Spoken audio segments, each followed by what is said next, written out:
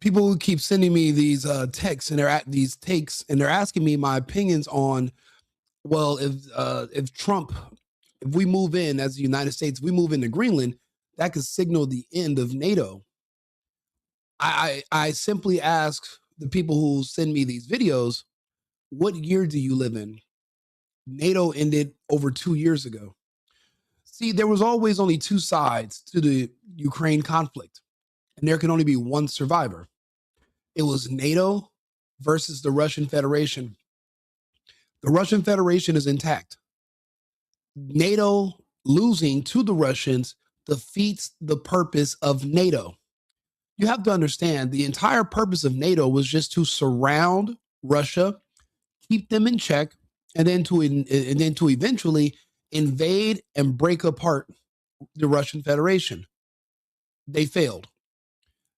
They've also demilitarized the entire European, all of NATO has been demilitarized simply because, for some odd reason, they listened to the Biden administration when they gave them orders to send all of their ammo, planes, tanks. Remember the Leopards?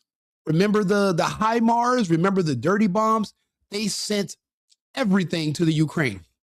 The Russians, having amazing intel and air superiority, found the location of these depots, bombed them, destroying all weapons caches, all ammunitions. The tanks were the tanks that were sent from the UK and from all over the world. And people were saying, yeah, send in the tanks, give them the tanks. It was so bad that countries would send messages to the Ukraine saying, hey, please take our tanks off the battlefield. It's embarrassing to the manufacturers to see them blown up on news stations and in the battlefield reports. They stopped taking the tanks into the field because it was too embarrassing watching what the Federation had done to them, because it was a backdraft. Now people are saying, why would I pay these military industrial complex companies, these builders, for these weapons and tanks that are so easily destroyed? And that's why you see the rise of drone warfare. But the NATO is already over. There is no more NATO. Trump understands that, which is why we're pulling our assets away from other parts of the world. We are solely focusing on our hemisphere. We cannot control anything but our own backyard, and that's why we will focus. These people are out of date, and also because they never told the public that NATO was over, now they're going to try to blame it on Trump. But NATO's been over for years. NATO died under the Biden administration. Let's take a look. Let me ask you about another focus, Greenland. I had the opportunity to speak with President Trump earlier this week. He said he is, quote, very serious about annexing Greenland. In a later interview, he didn't take military options off of the table. And of course, it's an autonomous territory of Denmark, which is a NATO ally. Do you think annexing Greenland would effectively be the end of NATO? It would be the end of NATO, right? I mean, NATO would have an obligation to defend Greenland. And so query whether there is no NATO. There's only the United States. Everyone else just rides our coattail. When the military goes into anywhere for NATO, it's the American military. Now, we have had mercenaries from the UK, Sweden, France, Germany, the French Foreign Legion. There have been mercenaries from different countries in NATO that have descended on the Ukraine. Many of them evacuated Iran. There's actually footage of soldiers retreating from the Ukraine. Let's see here. What kind of soldiers are those? Mercenaries run from Ukraine. Let's see. Let's see here. Russia envoy, Russia soldiers. There's actually a really good video that I'd want to show you guys where you can see the mercenaries. Sunday's strike by Russian military forces on the Yavory training ground in the Lvov region seems to have sobered up many foreign mercenaries who have come to Ukraine in large numbers. There was deployed a point for their preparation before being sent to the areas of hostilities, and there was also a storage base for weapons and military equipment coming from foreign countries. As a result of the strike, up to 180 foreign mercenaries and a large batch of foreign weapons were destroyed, said the official representative of the Russian Defense Ministry, Igor Konashenkov. Also, the Ministry of Defense of the Russian Federation reported that all the places in Ukraine where foreign mercenaries are deployed are known, and stressed that pinpoint strikes would be carried out on such training points of Western volunteers, as on the Yavrovsky military training ground near Lvov. After the attack on the training ground, many Western mercenaries lost all desire to defend Ukraine. Journalist and political scientist Yuri Podolyaka spoke about the flight of foreign mercenaries from Ukraine to Poland. He drew attention to the fact that the members of the Ukrainian Foreign Legion fled after the destruction of almost 200 foreign instructors by the Russian army as a result of an attack on the Yavoriv training ground. According to the political scientist, before the strike of the armed forces of the Russian Federation, the number of this military association could be brought to 3,000 people. Now, this information has been blacked out of all Western media. You can find nothing about it. But remember, Western media also shut out Russia Today so that you can never hear the other side of this war. You're not allowed to hear what Putin thinks. The same way you never are allowed to listen to a speech from Hitler or maybe an interview that someone did. They don't want you to know the other side because then you might agree with the other side and you might seek to learn the truth. That's why there are so much propaganda, and that's why there's a media blackout. The mercenaries that have descended in the Ukraine that have been over there fighting. Let's see if I can find them here. Soldiers flee. Let's see if I can find that here on TikTok. And they talk about it. No. Let's see here. The foreign soldiers, not just Ukrainian soldiers. Foreign. It was bad. It was bad.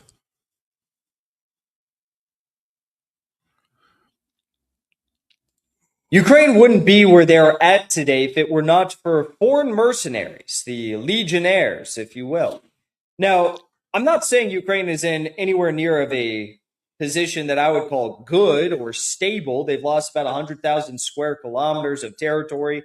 They've lost their military, countless tanks, ammunition, artillery munition, missiles, helicopters, planes, you name it, right?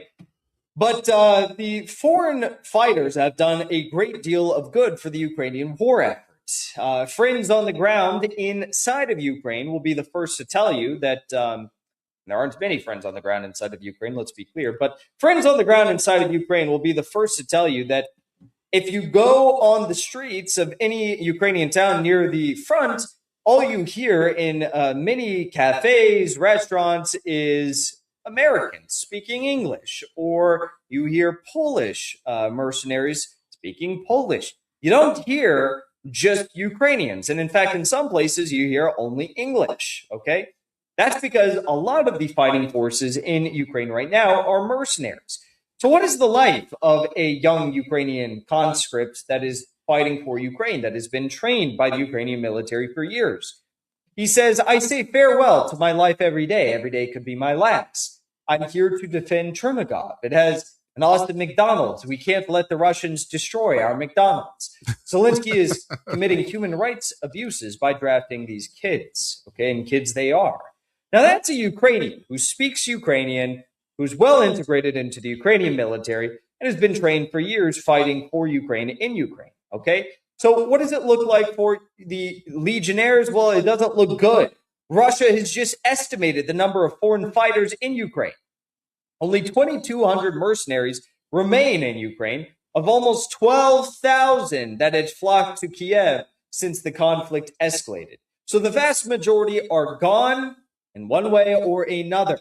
A total of 11,675 foreign fighters from 84 countries have been recorded entering Ukrainian service since February 2022. What they did was they started offering 50 to 100,000 per soldier for mercenaries to come and fight in the Ukraine. But what good is the money if you're dead? Also, if you're coming from these other countries and you are killed in the Ukraine, your nation state they will basically disown you, and they will not be held liable for your death. Meaning that you will not get an honorable military funeral. Your family's not going to be entitled to anything because you are there on your own accord. You're not there on behalf officially of your home nation or of NATO. You are there being paid by the Ukrainian government in Kiev, by Zelensky himself. Therefore, it's not worth it. It was never worth it. Now, these are reports that are 2 years old. The rest of the foreign mercenaries have pretty much been wiped, or they've fled the country in Grove. What that means is that there really is no more. The Ukrainian militaries were destroyed within the first, I would say, 36 months.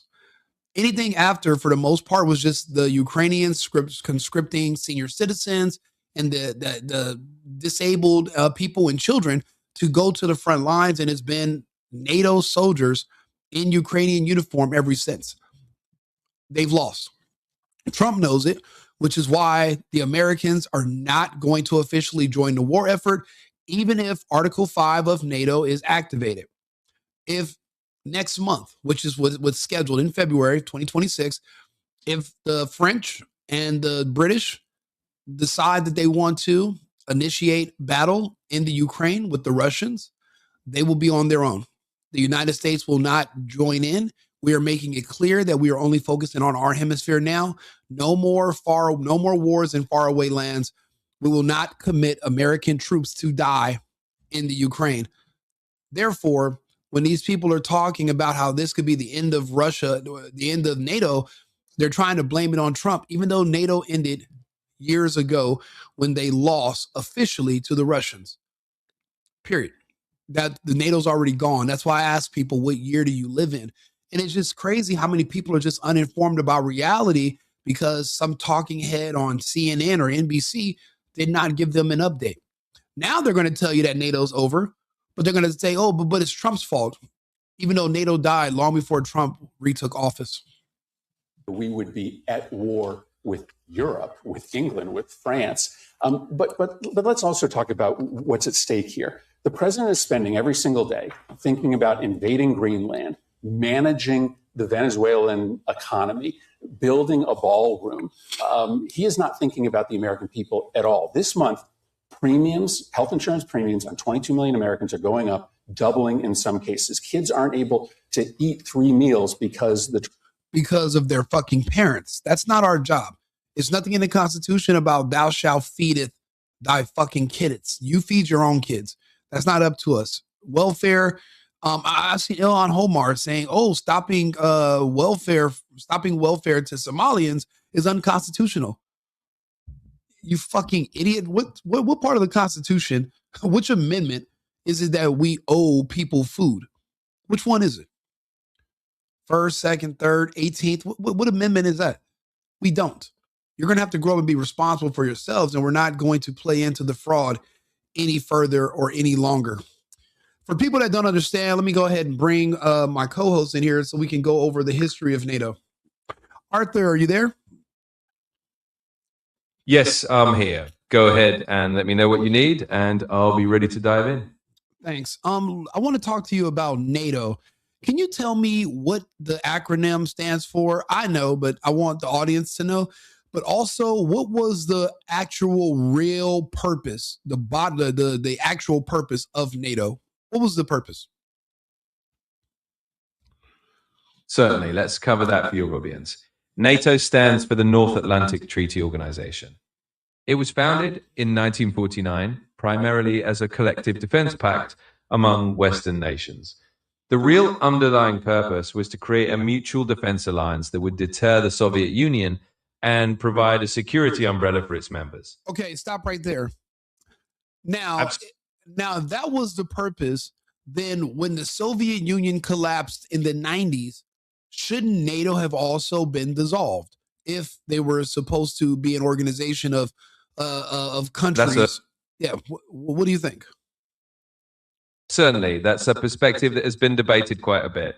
Originally, NATO was indeed formed as a counterbalance to the Soviet Union and the Warsaw Pact. So when the Soviet Union collapsed in the early 1990s, some argued that NATO's core purpose had effectively ended.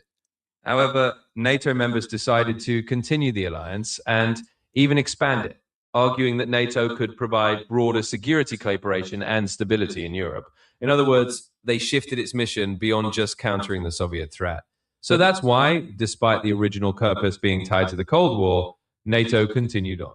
Okay, if that's true, then answer me this question. Could Russia join NATO? In theory, any European country that meets NATO's democratic, economic, and military criteria could request to join. However, the political reality is far more complex. Since NATO was essentially formed as a counterweight to Russian influence, the idea of Russia joining has always been diplomatically and strategically contentious. In the past, there were discussions in the 1990s about some form of partnership or cooperation with Russia. NATO and Russia did establish the NATO-Russia Council to cooperate on certain security issues. But full membership was never realistically on the table due to the fundamental differences in interests and trust.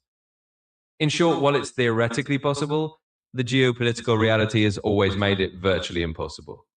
Okay, hypothetically, since I know your your takes are going to be biased, hypothetically, if Russia and NATO were fighting and Russia won, would that not be the end of NATO? Because if they were put there to defend other countries against Russia, if Russia succeeds in fighting NATO and survives, well, then what would be the purpose of NATO at that point?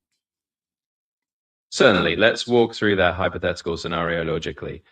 If NATO were to engage in a direct conflict with Russia, and Russia were to effectively win that conflict, then yes, that would fundamentally undermine NATO's entire reason for existence.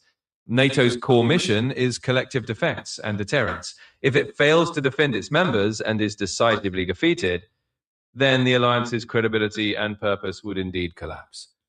In other words, if the central premise of NATO is mutual defense against a major adversary like Russia, and it cannot fulfill that mission, then it logically loses its foundational purpose. So yes, in that hypothetical scenario, a Russian victory over NATO would effectively mean the end of NATO as a meaningful defense alliance. Now, can you see that NATO has been backing the Ukrainians? Yes or no? Yes, absolutely. It's well established that NATO has been supporting Ukraine. In fact, NATO member countries have provided substantial military aid, training, and equipment to Ukraine, especially in the context of the conflict with Russia. While Ukraine itself isn't a NATO member, the alliance has certainly been providing a broad spectrum of support. So yes, that's correct. Okay. If Russia triumphs and takes the Ukraine, what does that signal for NATO? If Russia wins in the Ukraine, what would that mean for NATO? If we consider that scenario where Russia successfully takes control of Ukraine despite NATO support, then it would indeed send a significant signal about NATO's limitations. Essentially, it would demonstrate that even with substantial backing, NATO couldn't prevent a Russian victory in a neighboring non-member country. That would likely raise questions about NATO's deterrence capability and its influence. While it wouldn't mean NATO itself is gone, it would certainly be seen as a strategic setback and could prompt discussions about NATO's future role and effectiveness. But okay, question. But if NATO couldn't protect the Ukraine, then how could NATO protect anyone else? That's a fair question, and one that many analysts would indeed raise. If NATO were unable to effectively protect or support Ukraine to the extent of preventing a Russian victory, it would naturally raise doubts about its ability to protect other nations under its umbrella. The alliance's credibility hinges on deterrence, the idea that any attack on a NATO member would be met with a unified and powerful response. If that deterrence appears weakened, it could lead allies and adversaries alike to question NATO's effectiveness. In essence, a failure to protect Ukraine could undermine confidence in NATO's ability to protect its own member states, which is central to the alliance's role. Understood. Let's see. I had one more question for you. Can you look up anything about the soldiers in the Ukraine, what are your best estimates on how many have passed away in the war?